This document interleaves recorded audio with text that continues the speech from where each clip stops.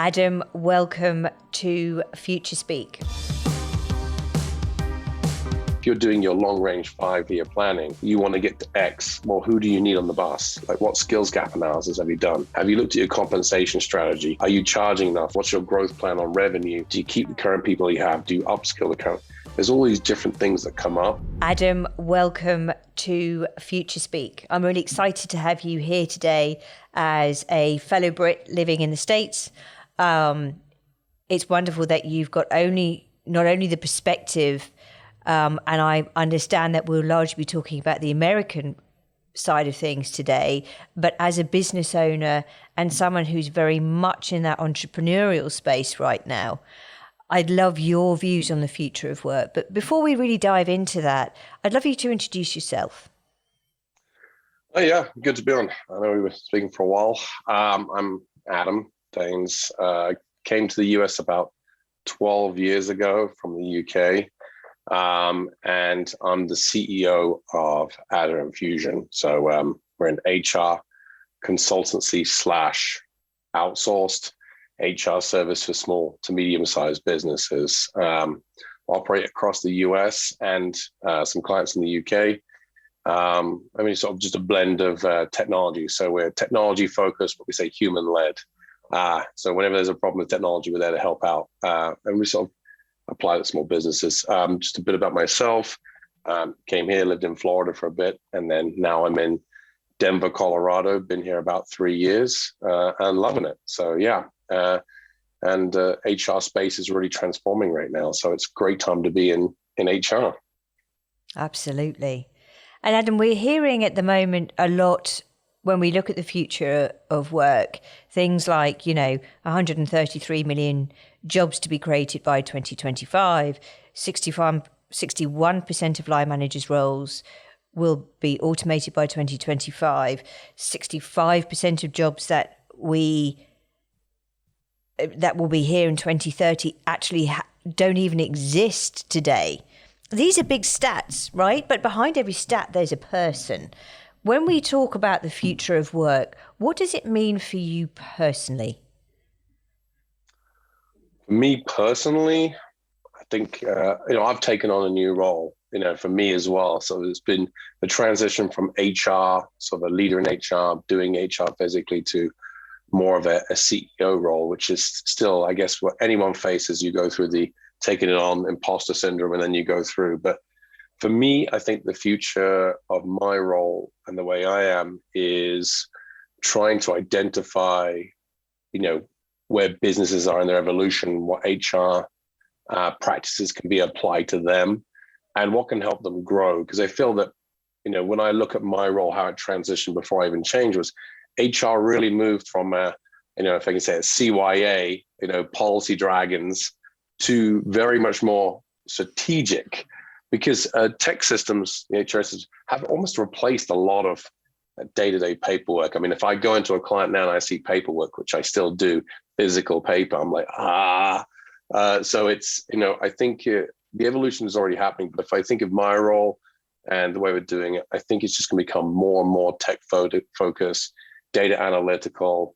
And I think you're going to have to be able to pivot faster, because things seem to be moving faster, industries changing, buying, selling, merging. But also I find that,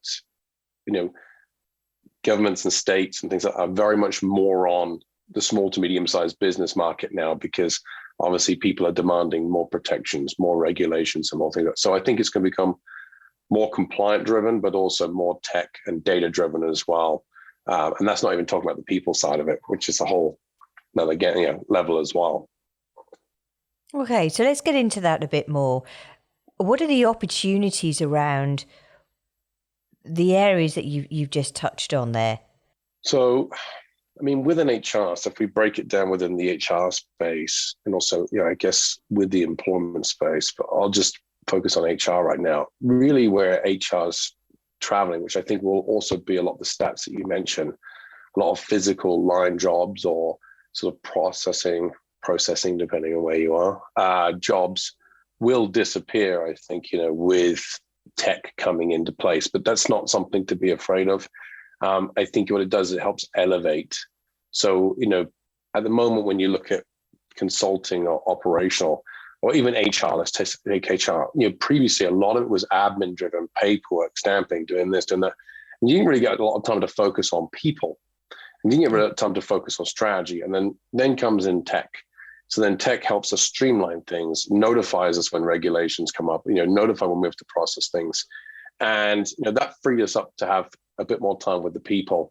And now with the sort of the way we interact with people on performance going from once or twice a year to continuous improvement, systems that manage it, I've really seen a transition from HR people to being actually having a seat at the table. And HR's had that for a little bit, but I don't think they really knew what to do with it. And now we've got the data, we've got the analytics, we control a lot of the figures coming out, and also just the way people move in the business. HR really has this opportunity to, help move and sway the human capital planning and the business strategy over the next 5 years. Because like you said, if you're doing your long range 5-year planning, you want to get to X. Well, who do you need on the bus? Like, what skills gap analysis have you done? Have you looked at your compensation strategy? Are you charging enough? Like, what do you need to start charging? What's your growth plan on revenue in order to be able to afford all these specialists? Do you keep the current people you have? Do you upskill the current? There's all these different things that come up as you sort of transitioning into the future. And then also within the greater world, within our clients, what we're seeing right now is we are seeing a shift away from people that can physically do to more of a consultative mindset of, well, what do you recommend? How would you do this? What would you do this? It's not so much just ticking boxes. But when I started, here's your checklist, here's your, this is what you do. That's gone now. That's either outsourced abroad to the Philippines or somewhere, or it's encompassed within the tech system. Because of the high salaries right now, globally within the West, I guess, it's just not worth the hourly rate having someone tick and tie paperwork in our industry and a number of other industries. Some other industries it may be still, but it's going to be cheaper to invest in a tech system and to have these people at $60, $70, $80,000 doing actual physical work for your client and adding value, like the ROI. So I think the future of what you're talking about right now is, I think companies are going to look at every position and see what the ROI is against the salary, against the payroll taxes and the cost of having that position. Because it's, there's a, hate to use the word talent war, but I guess it's true and there's a shortage of laborers. And I gave the classic example. There's a McDonald's down the road from me that's offering $25 an hour. So I guess that roughly equates to 21 pounds, 20 pounds an hour. And they still can't get anyone. And if you're an American listener, know what Taco Bell is. Our Taco Bell closes at 4 p.m. on Friday and Saturday night because there is no one to work. They have to physically close it down because they can't find anyone. But that's, I think, where, and I did see something cool the other day, was they're trying to look at automated fast food restaurants. Like they have Amazon Go, I believe it is here, but there's no one in the store. You go in with your Amazon account, pick all your stuff out, scan it, and you leave. You'd never meet anyone. So I think that might be the future there, but I digress. A funny story, a not so funny story, some may say. And I'm going back about 20 years. I worked for an organisation called Open. It was part of British Interactive Broadcasting, and we were invited to BT Labs, right? So the exec committee, we were there, and we had a really exciting presentation from one of the guys who led the lab, who actually said, in 20 years' time, so this is 20 years ago, you will go into a shop, pick up what you want, and just walk out again. You will go on an aeroplane. And funnily enough, last weekend when I travelled, I saw it. The first self-serving boarding process is now being tested at Gatwick. I digress. The point was, his excitement came from every single piece of your identity was going to be in a little chip. And the whole room was horrified. And bearing in mind, we had some of the country's leading CTOs in the room. They said the identity theft on that alone is terrifying. How on earth do you protect people's data in that way? And, fast forward to 20 years, I see the positives and I also see the negatives of that side, but it's here now. So I agree with you. I do think that's part of the future of work because, a huge sway of who we work with. Do we need shop assistants, right? No. Yeah, I don't think you do. I mean, I think it depends. And the reason I laugh about this is, so here you've got self-checkouts in supermarkets for a while now. The camera, you got a person there to help you if you need to buy alcohol or something's not weighing right. But it depends on your mindset. I'll always do that because it's quicker. Like Home Depot, wherever you go, and scan, you're out the door. Me too. Unless you get stuck behind someone's like, scan again, you're like, come on. But it's, you're like, it's not that hard, barcode to scan. But like sometimes it just doesn't scan, and you're just like, and then when it doesn't work for me, I'm just like, I know how to do this, honestly. Like I've done this before, and everyone's just staring at you. But I've got some friends that are union people, and they're like, no, I refuse to use the technology because it puts someone out of a job. And my argument to that is, well, same as coal mining and other things like that, it's going to transition to, wind or solar or something. But I just think at these current rates, like we're talking about with the salary increases, the cost of living, just everything like that, you have living wages, things like that. There's only so much you can charge for your product, right? There's only so much you can charge for your service before you become. So you've really got to analyze, do you have less people that are more expensive and you have to work them? Or do you try and look at offshoring with some team abroad where the cost of living is lower? And then also do you look at investing in tech? And I think it's a mixture of both. Small businesses can't afford these massive tech systems. They can take billions, millions of dollars to develop. And you just don't have that kind of cash. And then also if you're paying, I find that there's no magic bullet to any system, regardless if it's time and attendance or project-based or anything. There's always one problem with the system or some sort of issue. And then you look at outsourcing, across, whether you use India or the Philippines, a lot of people are using it.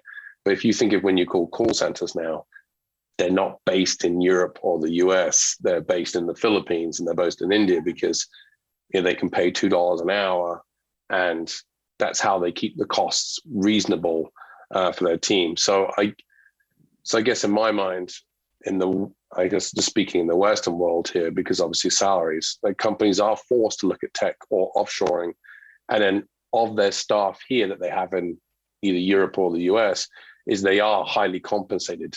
So then you really do need to look at like, what utilization am I getting from them? What value for money? What are they producing? Do I really need every role that I have? But also like, how do we blend roles? Because we just can't find people. Like it's hard to find a number of people. So, this is what we're seeing across the board with our clients right now is 1, trying to attract, 2, try to retain, and then also retain, and then 3, what do we pay? Like the market is shifting monthly on this, much like houses and cars. The price goes up every month. It's the same with, labor.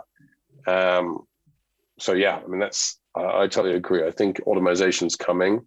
I think the expense of running a labor force in the West is going to have to get people to reevaluate every role and the ROI of that role and whether or not you really need it. And if you do, you're going to have to pay for it and to get the best person and to attract them to your company. So I think also employer branding, if I throw that in there, not employer branding to clients, but I think employer branding to the labor market, it's going to have to be at the forefront of every company's mind, which is going to drive their benefits, what they offer, their culture. Because at the end of the day, if you're not attracting people, it doesn't matter what you spend. If you have a bad reputation as an employer, it's not really going to help you. Yeah. And I think on that point, I'm certainly seeing that benefits themselves are changing. When you look at, say, things like Innovate HR Travel Club, it's a benefit system which is almost like a loyalty points that an employer will give to an employee each month. And therefore, towards the end of the year, so many Americans, as you and I both know, cannot afford to take their holiday. So what do? They take the cash.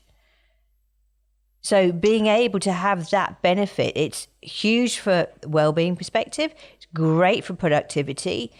And we're seeing more and more of those kind of benefits actually come to the market. Thank goodness, because it's needed. And we've got a different workforce now, right? So many people, the huge debate, are we hybrid? Are we remote? Are we work from anywhere? Is raging right now. This is one of the biggest issues that I deal with right now. Is remote, work from home, hybrid, full in office. So I always like to explain that work from home is very different from remote. Remote could be anywhere in the world, potentially. And you work from home, obviously you're in your home base and you pick a location. Hybrid, obviously back and forth, and then fully in the office. The reason it's come up quite a bit here in the US is there was an unforeseen back admin that happened as a result. So you've got to think of the US as more like 50 countries rather than one country when it comes to employment. Every state is different and becoming increasingly more different depending on, one, political lines, two, what type of employers are there, also whether they have reciprocity within different states. There's all these different things. But what people didn't realize was, here in the US, was when you start allowing people to work from anywhere, it was fine initially, remote, you can go all the different states, everything. What they didn't realize was over time was that now you need to register in each state. You need to pay payroll taxes in each state. Every state's very different. So, if you have a company in, say, Alabama, and then suddenly 5 of your employees move to California, they move to LA, together, now you need to do, you need to look at the local FMLA, you need to look at the sexual harassment training, you need to look at the work management training, stuff you would never even dream of. And then if you move to Boston, then your benefits have to be completely different. You're looking at different things. So they didn't really think about all that stuff. And then you think of the HR teams and the admin teams behind it was, well, if you're only ever based in, say, for Georgia, and now you've got employees all over the country, who knows each of those state laws? Now your payroll has to account all those different taxations. And I actually ran into one funny when it first started, was they actually allowed someone to go work from Costa Rica. And they registered in Costa Rica to get some healthcare because they'd been there a year. Well, Costa Rica didn't know they were working there, didn't know the business was there, filed a letter to the business in the US saying you owe us payroll taxes and you owe penalties and you didn't register your business. So they were like, what? Wow. And they're like, well, your employee's been here over 90 days. They've applied for this. And the employee didn't know not to but once you've been in the country that long, they start wanting their money. And so now you need to have an international payroll. You've been internationally fined. Now you need to do this. And now once you establish, it's expensive. So do you use like a GEO service, global employer organization? Here in the US, you have PEOs as well, primarily for benefits. But, there's those different things you can do. But that's basically what it opened up was here in the US, is it really exposed that the employment rules in each state are so different, and the regulations are so different, that it does require a team that knows pretty much 50 different rules for 50 different states. But yeah, I think going on to that, I don't know, what I'm seeing here is the hybrid model seems to be taken off. Even there's a lot of places that do remote, like Airbnb, they're going to do remote. I mean, a lot of those, I'm assuming, like customer service, you look at PwC that said that they can go fully remote, but yet they still require teams to go on client sites for busy season, which lasts about 14, 15 weeks of the year. So, I mean, it's happening. I think we'll see what happens over time. But from what we're gathering from the clients who are in the small to medium size is that they want people to have the flexibility to go work from home and do these things, but also you come into the office to have those serendipitous moments, to bond as a team, to really collaborate. And I think also for a junior person coming on, training and developing someone is much easier face-to-face, sat there, especially in certain industries, like if you're marketing or a creative or something on those lines.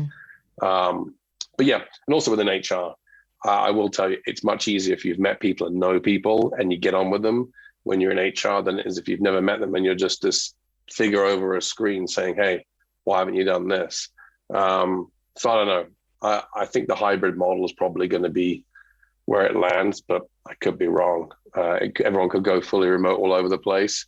But I am seeing that people are slowly coming back into the office. And I guess one indicative thing for me on that one is that we recently just got an office if you're in Chicago, Sears Tower. If you're anywhere else, Willis Tower. It's that huge building in Chicago. And when we got our office, it was 25% full on the floor. Now they're at 85% full. And the office is booming. Everyone's in there. And I think what they're doing is, and I think if I just digress a little, the way people are luring people back into the office is when we go into these offices, there's free coffee, there's free breakfast every morning, there's free snacks, there's a free happy hour every Thursdays. And like they're really trying to create this environment of where it's fun to be in there. And you can go, and it's very luxurious when you go in now. You've got these sparkling waters on tap. You can have all these sodas or pop drinks, whichever country you're in.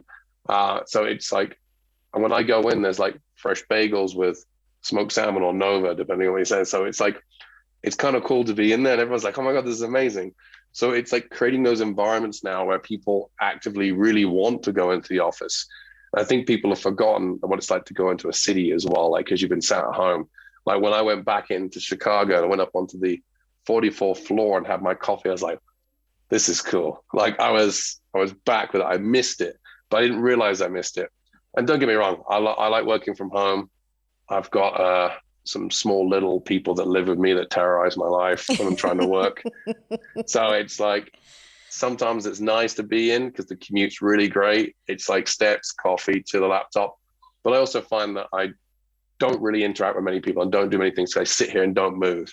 So when I do travel out to the offices and go meet team members, I do find that I have more of that human interaction, which I think we are a social animal overall, So yeah, I enjoy the hybrid.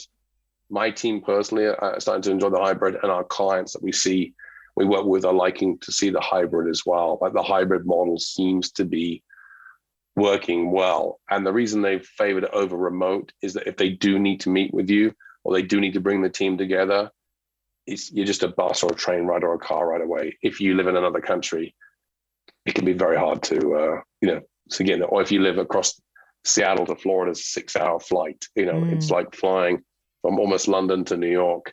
And then also with the cost of flights and travel right now being through the roof. It just seems a hybrid model. But what are your thoughts? What do you think, after everything you've heard, what model do you think is going to take the most? Personally, I think it's going to be two. The hybrid model for, say, accountants, local regional accountants, and those kind of professional services will work exceptionally well. I think we will see a lot more organizations that are frankly just digital nomads. But it's not right for everyone, right? And that's the thing. That's the thing that I'm finding is there are a lot of people inflicting their views on others. You and I can both run international businesses and fully remote if we wanted to. I do. I'm in the UK. 2 of my teams in Barcelona. And I've got another salesperson who's in Orange County. So I'm already living that because it works for me and my business and my team. It isn't right for everyone. And I think the other insight that I got as you were talking and something came to me, which is, we're talking about the fact that, yes, lots of roles will change and also there'll be lots of roles that go. We get that. But look at the roles that have been created just out of state registration. You've got companies like Middesk that are doing exceptionally well because what do? They only deal with state registrations. No, there's a lot of money in it. And yeah, that's why I guess we get onto the evolution here is I think there are going to be more roles around and more departments. Let's just call it, international statewide relations, whatever we're going to call it. It's going to be purely monitoring people that are remote. And we do have a client that half their team are hybrid. and half their team are remote. And this is actually a hospital chain. So you don't really want your doctor being remote. Let's be fair about it. Yeah. So you want them in person there, especially if you're having a surgery. Like, now I'm going to guide it through this Amazon bot. And I'm sure that one day that will happen. Well, they're here already. That's a subject for another time. They are here already. Well, I'm just waiting for you to go into a surgery. There'll be no doctors and say, who would you like the doctor to be? I want the doctor from Turkey because he's going to be cheaper. He logs on the screen, takes control of the robotic hands. And it's like, well, I mean, that's going to be like, well, how do you govern that one day? Like if it's virtual reality through a machine, I mean, then obviously costs, like you look at it and even look at now where you fly to different countries to have medical procedures because it's significantly cheaper. Oh, yeah. But I mean, I honestly think the future is going to be a global, competitive, even more so labor market. And I think it's changing in the West, but you just see it now, the barriers. I think that's where we come up with the tech and remote versus hybrid. I think some industries, like you say, will have to go remote. And the reason it'll be survival, because running offices, but also if you can go remote and work anywhere, it also opens up the fact that you might not be employing people in the West. You may be an American company, but you may be employing, your sole workforce might be out of Barcelona, Slovakia, Sweden, because, ultimately at the end of the day, if you're fully remote and your whole team's remote, what's to stop you paying a third of the price for someone in another country over yours?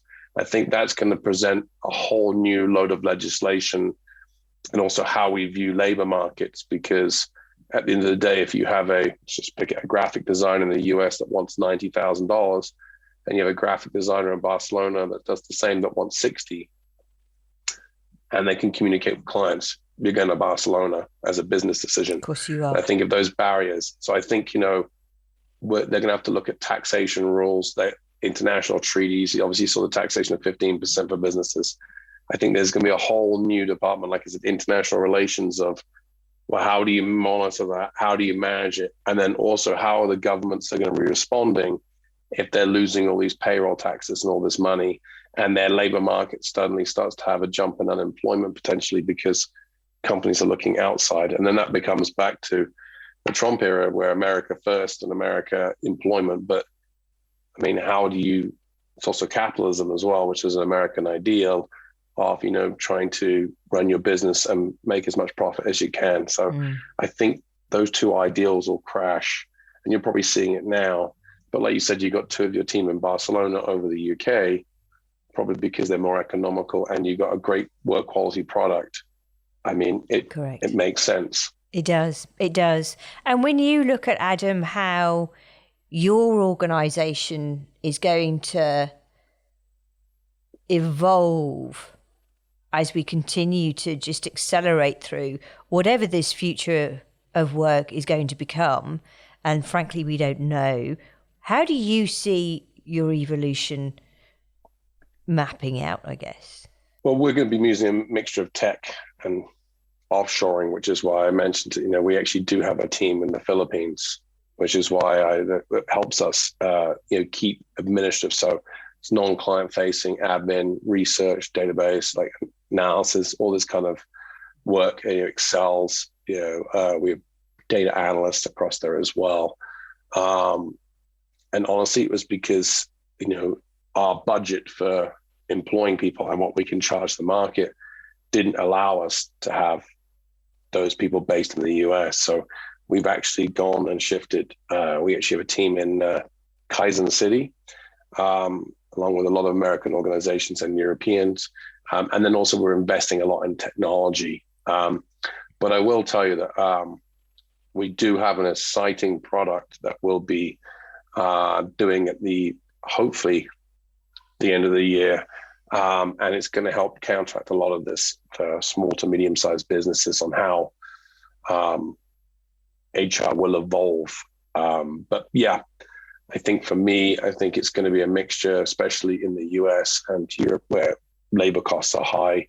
I think, you're going to be looking at shifting the fully remote positions out of country, and the ones that are hybrid or client facing, you'll be keeping internally. I mean, that's how I see a lot of professional services shifting, and you see it with, a number of large accounting organizations. I can't mention their names, but they have huge teams in India, in Bangalore. If you Google Bangalore and put accounting firms, they'll come up. And they've been doing it for a while. So they've been investing in tech, but also, investing in massive offshore centers. And that's actually where I copied it from. Actually, you look at HR and accounting or any professional services, they're very similar. Not dissimilar. Yep. It's an hourly rate you're charging, you got a utilization metrics, and you're looking at what you're getting the ROI on each person per hour. So, I mean, it's just, statistical where you're making your decisions. So obviously I do want to say that primarily all our client team, our top team, we do hire first in the US.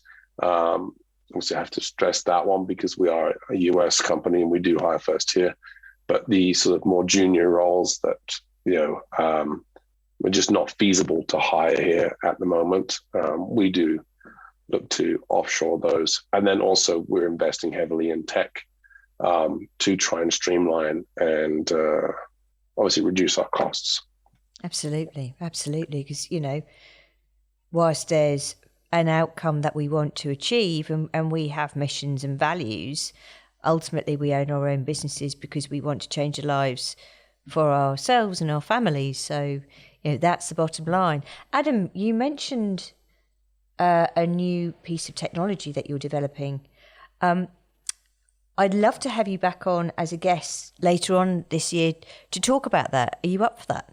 Yes. And I know I've teased a little bit with it, but it's just going through patenting and trademarking all the wonderful stuff that you have to do from a protection standpoint. But I am very excited, and I will tell you how the idea came about. It was just in discussions with a few people, and I will admit there was 2 glasses of red wine already have been sampled, and I just thought to myself, why not?